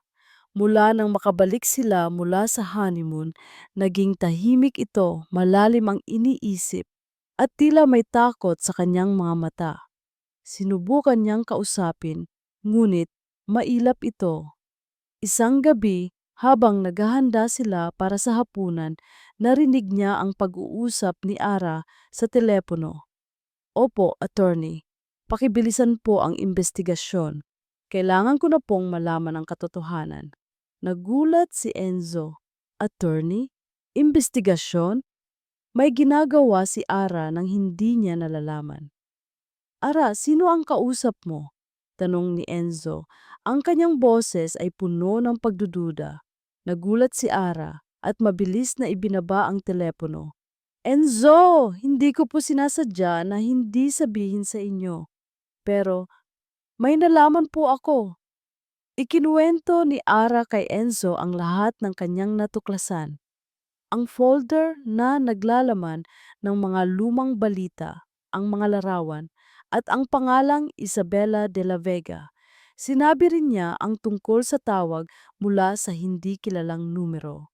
Nalaki ang mga mata ni Enzo. Isabela de la Vega. Kaya pala, naalala niya ang mga ulat ng kanyang investigator tungkol sa De La Vega family at ang nawawalang anak nila. Ang lahat ay tila konektado na. Kaya pala ganoon ang tingin ni Tita Carmen sa'yo. At kaya pala, ayaw kong sabihin sa'yo noon, Ara, pero ang investigator ko may nakita siyang kakaiba sa record ng mga Bautista. Ang, ang mga pera na nakukuha nila buwan-buwan ay galing sa isang account na may pangalang Benji de la Vega. Nagulat si Ara. Tito Benji, ang kapatid ni Tita Carmen? Oo, Hindi ko pa sigurado kung anong koneksyon niya. Pero, Ara, may masamang mangyayari. Kailangan nating maging maingat. Kinabukasan, habang nasa opisina si Enzo, may tumawag sa kanyang sekretary. Sir Enzo, si Miss Ko Wangko po. Gusto po kayong makausap. Importante daw po. Nag-aalangan si Enzo, ngunit sa huli ay pinasok din niya si Sabrina. Enzo, may kailangan kang malaman. Ani ni Sabrina, ang kanyang muka ay seryoso. Si Benji de la Vega, may masamang balak siya kay Ara. Nagulat si Enzo. Ano ang sinasabi mo? Narinig ko ang usapan niya sa telepono. Gusto niyang mawala si Ara. Kailangan niyo siyang protektahan. Ang mga De La Vega, may madilim na sikreto sila. Nanlaki ang mga mata ni Enzo. Hindi niya alam kung paniniwalaan si Sabrina, ngunit ang kanyang kutob ay masama. Salamat sa impormasyon, Sabrina, aniya ni Enzo. Lumabas si Sabrina, ang kanyang mga mata ay may kakaibang kislap. Hindi niya alam kung bakit siya tinutulungan ni Sabrina, ngunit kailangan niya itong isipin. Agad na tinawagan ni Enzo si Ara. Ara, huwag kang lalabas ng opisina, huwag kang pupunta kahit saan nang mag-isa. May nalaman akong masama. Ano po iyon, Sir Enzo? Tanong ni Ara, ang kanyang boses ay nanginginig. Si Tito Benji, may masamang balak siya sa'yo. Kailangan mong maging maingat. Kabadong-kabado si Ara. Naalala niya ang tawag mula sa hindi kilalang numero. Si Tito Benji kaya iyon? Pagkatapos ng tawag, agad na inutusan ni Enzo ang kanyang mga security guard na bantayan si Ara. Hindi niya hahayaan na may mangyari sa kanya. Kinagabihan, habang pauwi si Ara, sinabihan niya ang driver na dumaan sa isang mas tahimik na daan. Ngunit sa kalagitnaan ng daan, biglang sumalpok ang kanilang sasakyan. Ara, sigaw ng driver, hindi na niya maintindihan ang nangyayari. Ang kanyang paningin ay nanlabo. Ang kanyang katawan ay masakit. Narinig niya ang tunog ng sirena ng ambulansya at ang mga boses ng mga tao. Ara, Ara, gumising ka. Boses iyon ni Enzo. Pilit niyang iminulat ang kanyang mga mata, ngunit ang lahat ay madilim. Naramdaman niya ang kamay ni Enzo na nakahawak sa kanyang kamay. Enzo! Ang sakit! Bulong niya. At pagkatapos ay nawalan na ng malay. Dinala si Ara sa ospital. Sa labas ng operating room, naghihintay si Enzo. Ang kanyang muka ay puno ng pag-aalala at galit. Kung may mangyari kay Ara, hindi niya mapapatawad ang kanyang sarili. Biglang may lumapit sa kanya, si Tita Carmen de la Vega. Enzo, anong nangyari kay Isabela? Tanong ni Tita Carmen, ang kanyang mukha ay puno ng luha. Tita Carmen, alam niyo ang nangyari, hindi ba? Alam niyo ang lahat tungkol kay Ara. Sigaw ni Enzo, puno ng galit. Oo, alam ko. Matagal ko nang gustong sabihin sa inyo, pero natatakot ako. Ani ni Tita Carmen, umiiyak na. Si Benje, siya ang may pakana ng lahat. Nanlaki ang mga mata ni Enzo. Si Tito Benji? Oo, siya ang nag-utos na dukutin si Isabela. Hindi dahil sa pera, Enzo, kundi para siya ang maging tagapagmana ng lahat ng kayamanan ng De La Vega at siya rin ang nagbayad sa mga bautista para alagaan si Isabela at panatilihing tahimik. Nagulantang si Enzo sa mga narinig niya. Ang lahat ng kanyang hinala ay naging katotohanan. Ang lalaking pinagkakatiwalaan ng De La Vega family, ang lalaking itinuturing na mabuting kapatid, ay ang tunay na demonyo. Pumasok ang doktor mula sa operating room. Doc, anong nangyari sa asawa ko? Tanong ni Enzo. Ang kanyang boses ay nanginginig. Nasa kritikal na kondisyon si Miss Imperial. Kailangan natin siyang bantayan. Hindi pa natin alam kung magiging maayos ang lahat. Paliwanag ng doktor, ang kanyang mukha ay seryoso. Napakasakit ng narinig ni Enzo. Ang kanyang puso ay halos sumabog. Tumulo ang kanyang luha. Isabella! Bulong niya habang nakatingin sa operating room. Kailangan mong maging malakas. Pangako, hahanapin ko ang lahat ng may kasalanan sa iyo. Hindi ko hahayaan na makatakas sila. Hindi na niya alam kung anong gagawin. Ang babaeng mahal niya ay nasa bingit ng kamatayan. Ang kanyang pamilya ay nasa panganib. At ang kaaway ay mas malakas at mas mapanlinlang kaysa sa kanyang inaakala. Ito na ang pinakamadilim na oras sa kanyang buhay.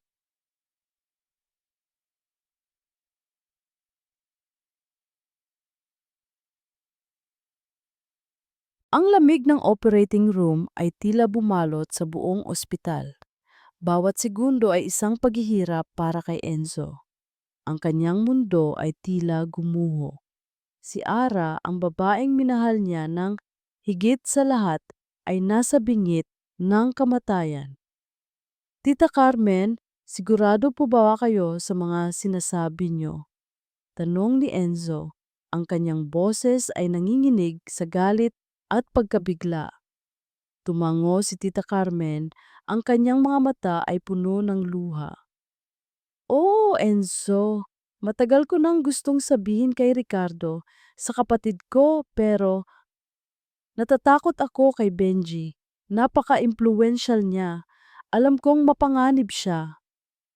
Kailangan natin siyang harapin, mariing sabi ni Enzo. Hindi ko hahayaan na makatakas siya sa kanyang mga kasalanan. At hindi ko hahayaan na saktan niya si Ara.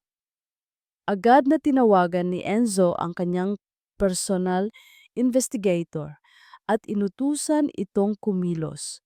Kailangan nila ng matibay na ebidensya laban kay Tito Benji. Sa tulong ni Tita Carmen na handang magsalita, mabilis din nilang nakalap ang mga kinakailangang impormasyon. Sa loob lamang ng ilang oras, natuklasan nila ang mga bank accounts ni Tito Benji, ang mga transaksyon nito sa pamilya Bautista, at ang mga testigo na handang magpatotoo na may masamang balak ito kay Ara.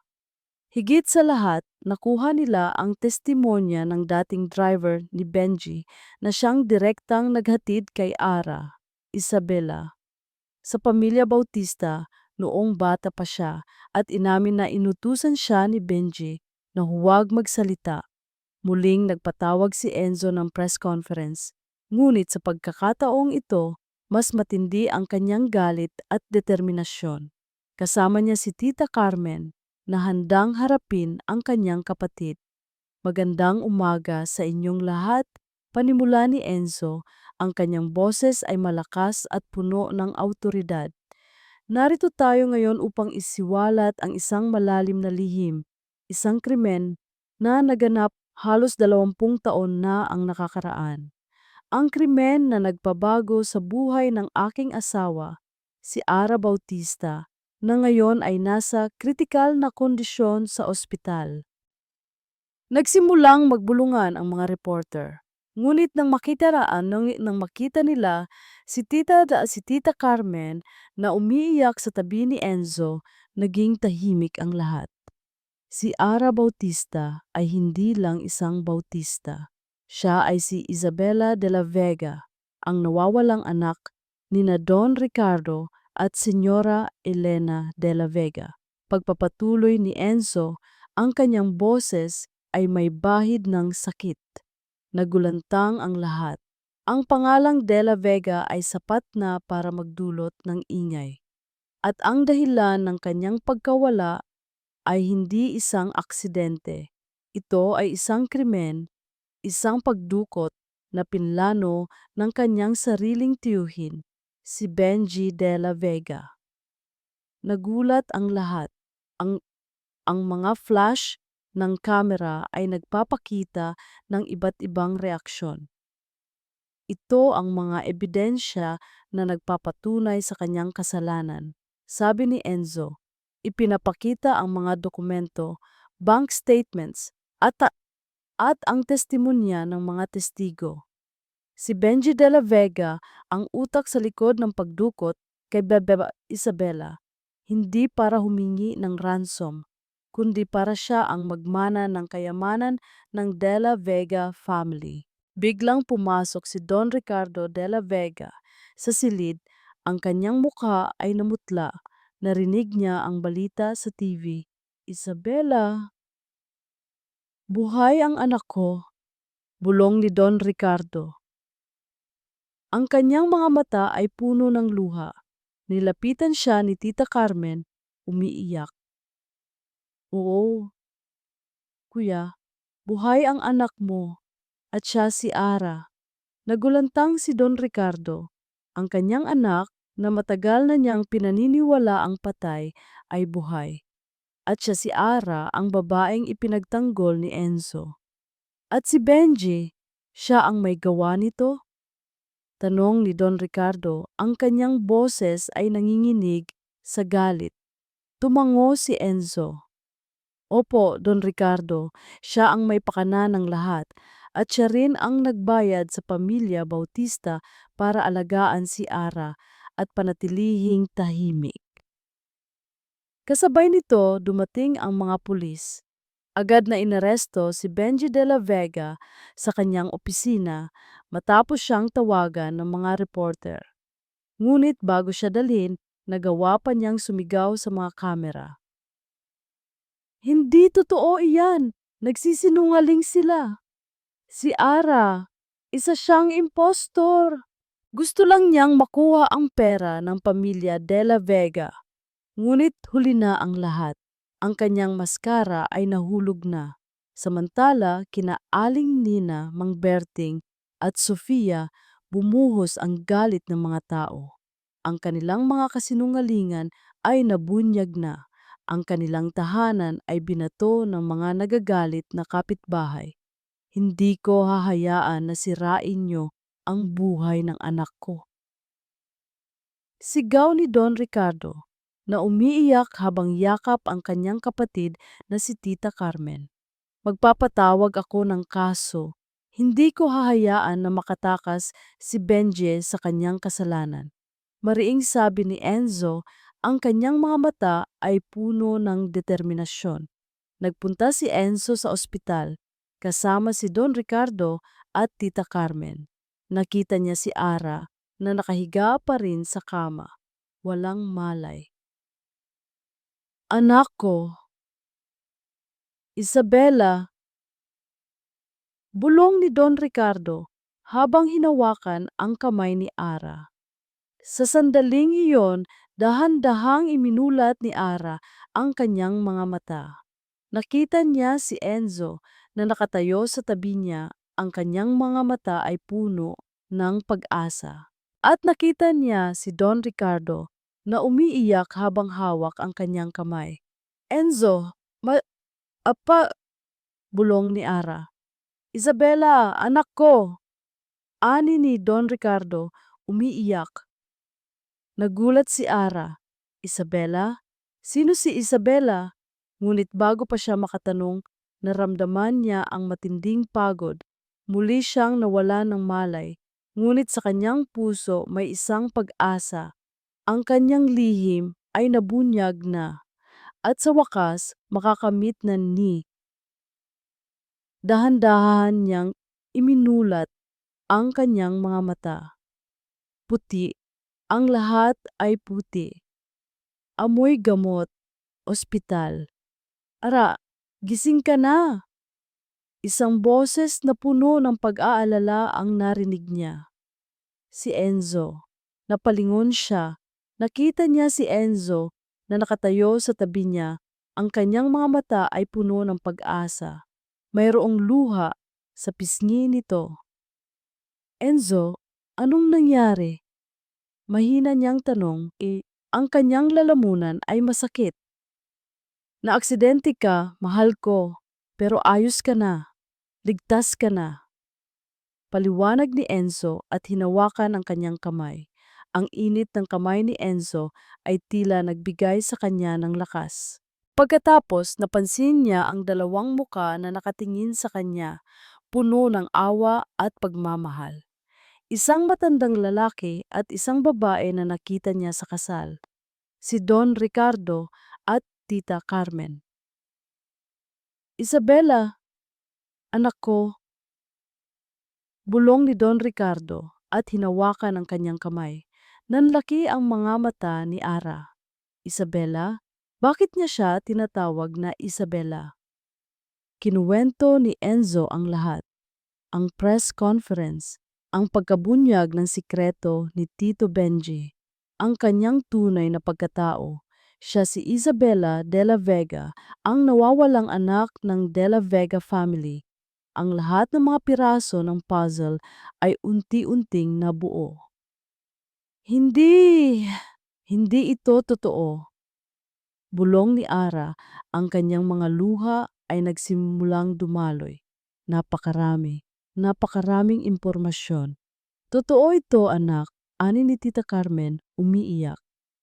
Ikaw si Isabela, nilikha ito ni Benji para sa pera, pero ngayon, ligtas ka na. Narito kami, ang iyong pamilya. Niyakap ni Don Ricardo si Ara. Sa unang pagkakataon sa kanyang buhay, naramdaman ni Ara ang init ng isang tunay na yakap ng ama. Isang yakap na puno ng pagmamahal at pangungulila. Pa, pa. Bulong ni Ara at niyakap din si Don Ricardo. Ngunit sa gitna ng kagalakan mayroon pa ring sakit. Ang pagtataksil ng mga taong itinuring niyang pamilya ay hindi madaling kalimutan. Ilang araw ang lumipas at unti-unting gumaling si Ara. Sa kanyang paggaling, patuloy na binibisita siya ni Don Ricardo at Tita Carmen. Kinukwento ang kanyang nakaraan, ang kanyang ina, si Senyora Elena. Ang bawat kwento ay parang isang piraso ng kanyang pagkatao na unti-unting nabubuo. Ang iyong ina, Isabela, napakabait at napakaganda. Mahal na mahal ka niya, ani ni Don Ricardo na may luha sa kanyang mga mata. Niyakap ni Ara si Don Ricardo. Naramdaman niya ang matinding pagmamahal na ipinapakita nito. Ara, ani ni Enzo isang araw habang magkasama sila. Handa ka na bang umuwi? Tumango si Ara. Opo, ngunit hindi sa bahay ng mga Bautista, kundi sa De La Vega Mansion. Isang malaking mansyon na puno ng mga alaala at puno ng pag-asa. Nang makarating sila sa De La Vega Mansion, nagulat si Ara sa laki at ganda ng bahay. Ito ang kanyang tunay na tahanan. Welcome home, Isabela, ani ni Don Ricardo habang niyakap siya. Sa bahay ng mga Bautista, binisita sila ng mga pulis. Kinumpirma nila na inaresto na si Benji de la Vega at nakakulong na. Si Sofia at ang kanyang mga magulang ay kinasuhan din sa pagiging kasabwat. Gusto niyo po ba silang sampahan ng kaso? Tanong ng pulis kay Ara. Napakagat labi si Ara. Ang galit ay nasa kanyang puso, ngunit hindi niya kayang saktan ang mga taong nagpalaki sa kanya, kahit pa masakit. Hindi na po sir, ayoko na po ng gulo, gusto ko na lang po ng katahimikan, paliwanag ni Ara. Pero ayoko na po silang makita. Kinabukasan, tumawag si Sofia kay Ara. Ate Ara, patawarin mo ako, hindi ko sinasadya ang lahat. Gusto ko lang na maging masaya ka. Ani ni Sofia, umiiyak. Ngunit alam ni Ara na nagsisinungaling si Sofia. Ang kanyang puso ay matigas na. Sofia, tapos na ang lahat sa atin. Huwag mo na akong tatawagan. Malamig na sabi ni Ara at pinatay ang telepono. Sa De La Vega Mansion, nagsimulang magbago ang buhay ni Ara. Hindi na siya ang hamak na katulong na walang pangalan. Siya si Isabela de la Vega, ang tagapagmana ng isang malaking imperyo. Ngunit sa kabila ng lahat ng kayamanan, ang kanyang puso ay nanatiling mapagpakumbaba. Enzo, may mga bagay akong hindi maintindihan. Paano ko magiging ang taong ito na hindi ko kilala? Tanong ni Ara habang magkasama sila sa balkonahe. Niyakap siya ni Enzo. Hindi mo kailangang magbago, mahal ko. Ikaw pa rin si Ara. Ikaw pa rin ang babaeng minahal ko. Ang kailangan mo lang gawin ay tanggapin ang nakaraan mo at lumaban para sa kinabukasan mo. Niyakap ni Ara si Enzo. Ang mga salita ni Enzo ay tila nagbigay sa kanya ng lakas. Ngunit sa kanyang puso, mayroon pa ring takot. Ang takot na baka hindi siya maging karapat-dapat sa kanyang bagong buhay. Ang takot na baka mayroon pang masamang mangyari. Ang kanyang paglalakbay ay nagsisimula pa lang.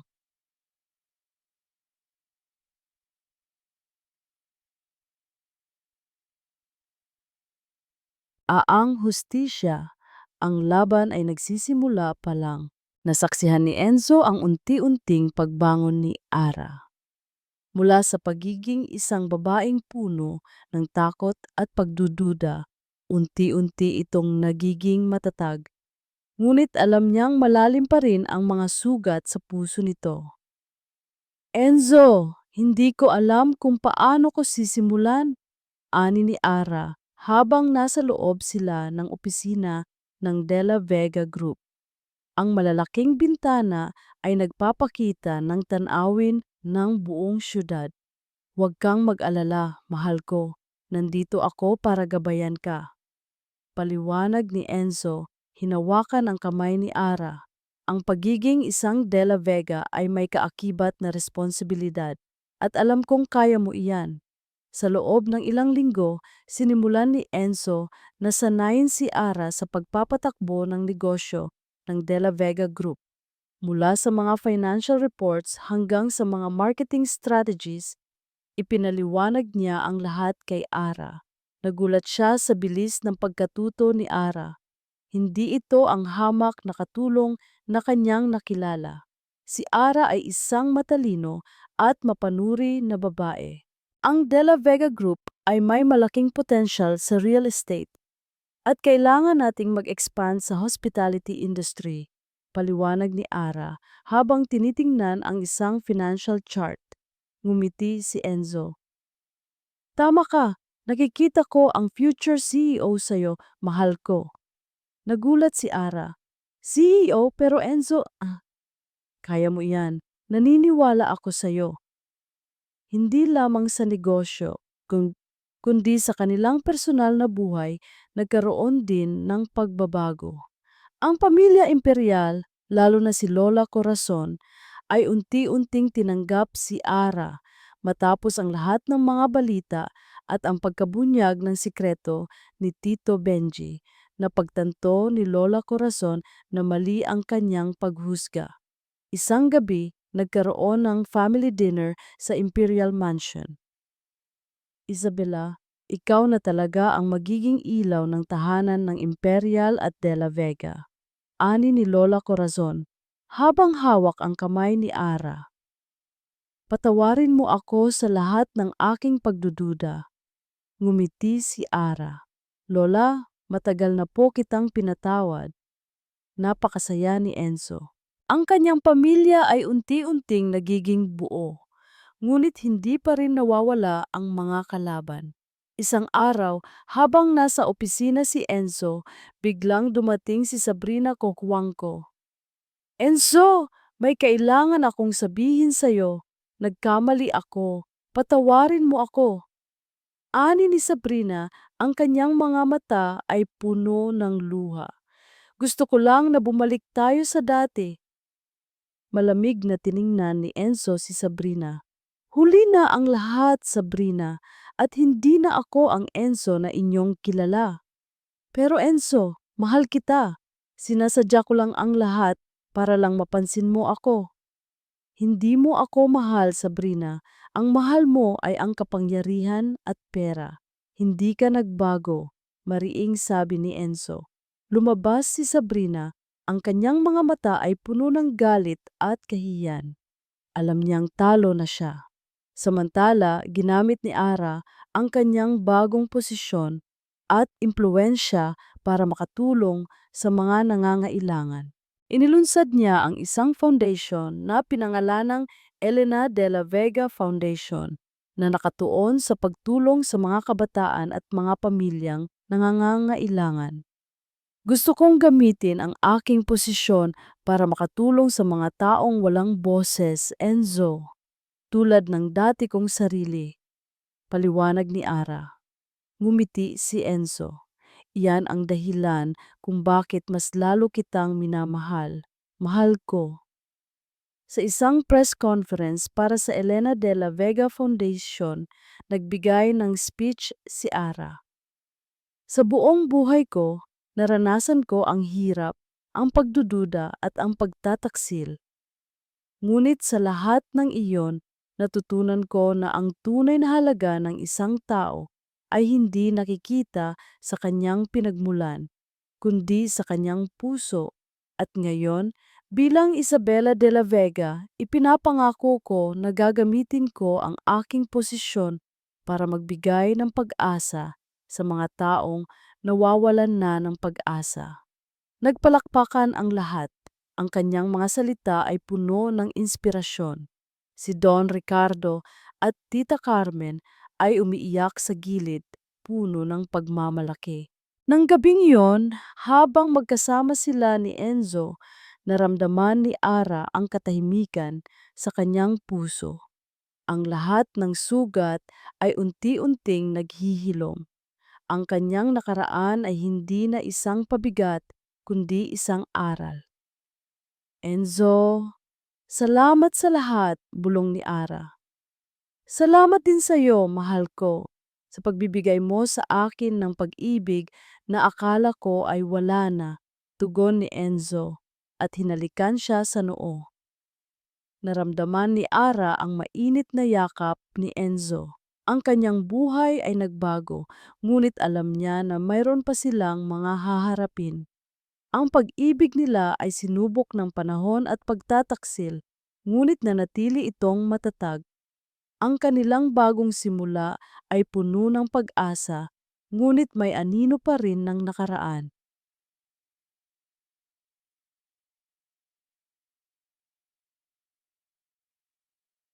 Ang kanyang buhay ay naging isang buong pelikula, mula sa pagiging isang hamak na Ara Bautista hanggang sa pagiging Isabela de la Vega Imperial. Ngunit sa kabila ng lahat ng kasikatan at kayamanan, hindi pa rin nawawala ang takot sa kanyang puso. Ang takot na baka bumalik ang nakaraan at saktan siya muli. Isabela, mayroon tayong board meeting mamaya. Kailangan mong maging handa. Ani ni Don Ricardo, ang kanyang boses ay puno ng pagmamalaki. Ngumiti si Ara. Opo papa, handa na po ako. Ngunit sa kanyang isip, hindi pa rin niya makalimutan ang banta mula kay Tito Benji. Kahit yitikit nasa likod ito ng rihas, alam niyang may kakayahan pa rin itong gumawa ng masama. Isang araw habang pauwi sila ni Enzo mula sa isang charity event ng Elena de la Vega Foundation, biglang may sumalpok sa kanilang sasakyan. Enzo! Ara! Sigaw ng driver na nagulat. Nanlaki ang mga mata ni Ara. Ang kanyang puso ay kumabog ng napakabilis. Nagbalik ang alaala ng nakaraang aksidente. Mabilis na hinawakan ni Enzo ang kamay ni Ara. Ara, ayos ka lang ba? Opo, Enzo! Biglang may mga lalaki na bumaba mula sa sasakyang bumangga sa kanila. Nakasuot sila ng itim na damit at may hawak na baril. Kumuha kayo ng pera! Mabilis! Sigaw ng isa sa mga lalaki at tinutok ang baril kay Enzo. Napakagat labi si Ara. Alam niyang hindi ito simpleng hold up. May mas malalim pa rito. Huwag kayong lalapit sa asawa ko. Mariing sabi ni Enzo. Hinarangan si Ara. Biglang sumigaw si Ara. Benjay, alam kong ikaw ang may pakana nito. Nagulat ang mga lalaki. Hindi kami inutusan ni Benji. Sino si Benji? Tanong ng isa sa mga lalaki. Napakunot ang noo ni Ara. Hindi si Tito Benji? Mga gunggong, bakit kayo nakikipag-usap sa kanya? Tapusin na natin ito. Sigaw ng isa pang lalaki. Nagsimula ng magbarilan. Mabilis na ipinagtanggol ni Enzo si Ara at dinala siya sa likod ng sasakyan. Ara, huwag kang lalabas dito. Haharapin ko sila, mariing sabi ni Enzo. Hindi! Hindi ko hahayaan na saktan kanila, Enzo. Ngunit huli na ang lahat. Isa sa mga lalaki ang nakita si Ara at mabilis na tumakbo palapit. Ara! Dito! Sigaw ni Enzo at itinulak si Ara sa kabilang gilid. Biglang narinig ni Ara ang putok ng baril. Nakita niya si Enzo na dahan-dahang napaupo at may dugo na lumalabas sa kanyang braso. Enzo! Sigaw ni Ara, ang kanyang boses ay puno ng takot. Mabilis na tumakbo ang mga pulis na sumusunod sa sasakyan ni Ara at Enzo. Ang mga lalaki ay agad na nahuli. Dinala si Enzo sa ospital. Sa labas ng emergency room, umiiyak si Ara, yakap-yakap si Don Ricardo at Tita Carmen. Ayos lang si Enzo, anak. Ligtas siya, paliwanag ni Don Ricardo. Ngunit hindi siya naniniwala. Ang takot ay bumalot sa kanyang puso. Nang lumabas ang doktor, agad na nilapitan ni Ara. Doc, ayos lang po ba ang asawa ko? Ayos lang si Mr. Imperial. Natamaan siya sa braso pero hindi malalim. Kailangan lang ng ilang tahi at pahinga, paliwanag ng doktor. Nakahinga ng maluwag si Ara. Ilang oras ang lumipas at nakita na niya si Enzo. Nakahiga ito sa kama, ang kanyang braso ay may benda. Enzo, ayos ka lang ba? Tanong ni Ara at hinawakan ang kamay niya. Ngumiti sa misa. Enzo. Oo, mahal ko. Ayos lang ako. Huwag kang mag-alala. Sino ang may gawa nito, Enzo? Tanong ni Ara.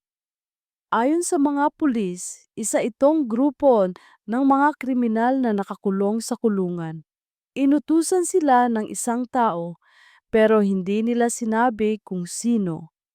Alam ni Ara sa kanyang puso kung sino ang may pakana. Si Tito Benji. Kahit nasa kulungan ito, may kakayahan pa rin itong gumawa ng masama. Sa loob ng ilang araw, gumaling si Enzo. Nagpasya silang bisitahin ang puntod ni Senyora Elena de la Vega. Ma, salamat po sa lahat. Nahanap ko na po ang aking pamilya at nahanap ko na po ang aking pag-ibig, ani ni Ara, habang nakatayo sa harap ng puntod ng kanyang ina. Hinawakan ni Enzo ang kamay ni Ara. Nandito ako, Ara. Hindi kita iiwan. Kailangan mo lang maging matatag. Haharapin natin ang lahat. Niyakap ni Ara si Enzo. Ang bawat pagsubok ay nagpatibay sa kanilang pag-ibig.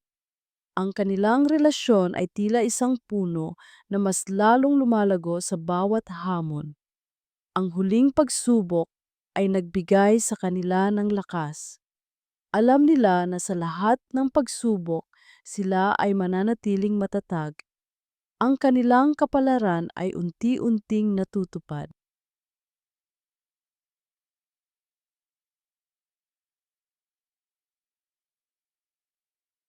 Ang paglipas ng mga taon ay tila isang mabilis na agos. Ang sakit at pighati ng nakaraan ay dahan-dahang napalitan ng kagalakan at kapayapaan. Si Ara o Isabela ay ganap ng Isabela de la Vega Imperial. Ang kanyang posisyon bilang CEO ng De La Vega Group at bilang kasama ni Enzo sa Imperial Group ay nagbigay sa kanya ng malaking impluensya. Ngunit higit sa lahat, ang kanyang pinakamalaking kagalakan ay ang kanyang pamilya. Isang umaga, habang nag-aalmusal sila ni Enzo, kasama ang kanilang dalawang anak, si Lucas, isang gwapong bata na kamukhang kamukha ni Enzo, at si Sofia, isang magandang bata na kamukhang kamukha ni Ara. Naramdaman niya ang kumpletong kaligayahan.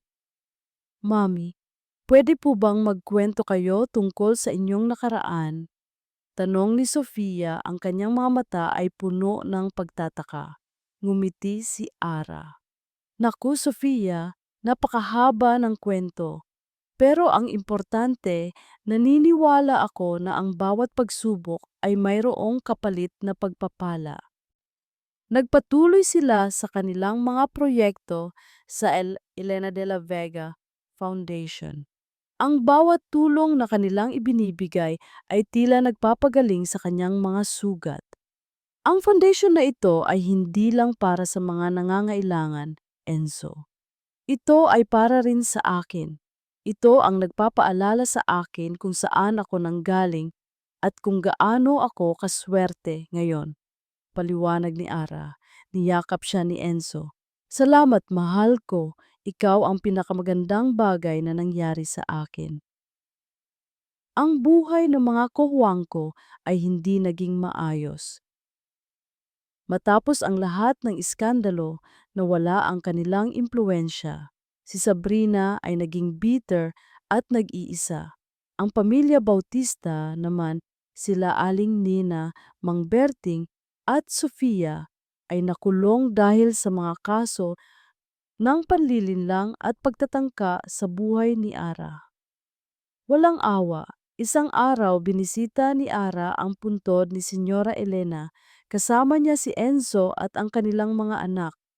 Ma, narito na po ang inyong mga apo, ani ni Ara habang ipinapakita ang kanyang mga anak. Sana po ay masaya kayo kung nasaan man po kayo.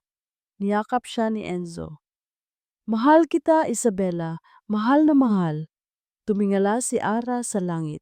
Naramdaman niya ang presensya ng kanyang ina. Ang lahat ng pighati ay tila nawala na, napalitan ng kapayapaan.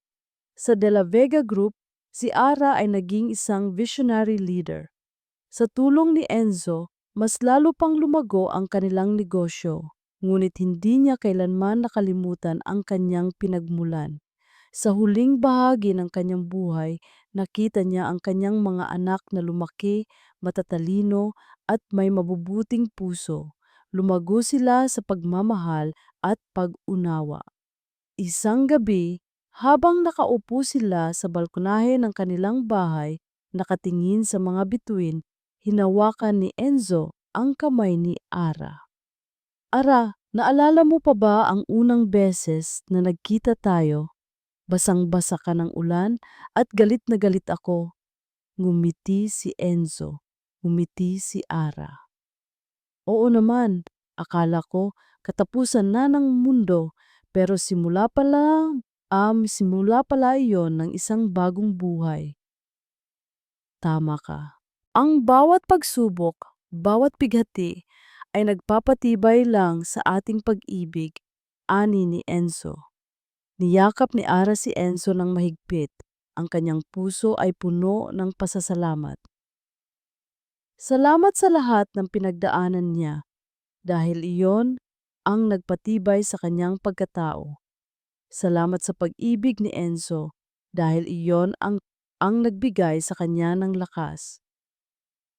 Ang kanyang kwento ay hindi lamang kwento ng pag-ibig, kundi kwento ng pagbangon, ng paghahanap ng pagkakakilanlan at ng paglaban para sa katotohanan.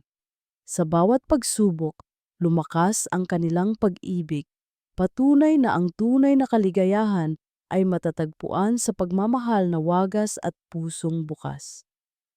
Ang kanyang buhay ay isang testamento na kahit sa pinakamadilim na panahon, mayroon pa ring pag-asa, mayroong pag-ibig at mayroong katapusan na puno ng kagalakan.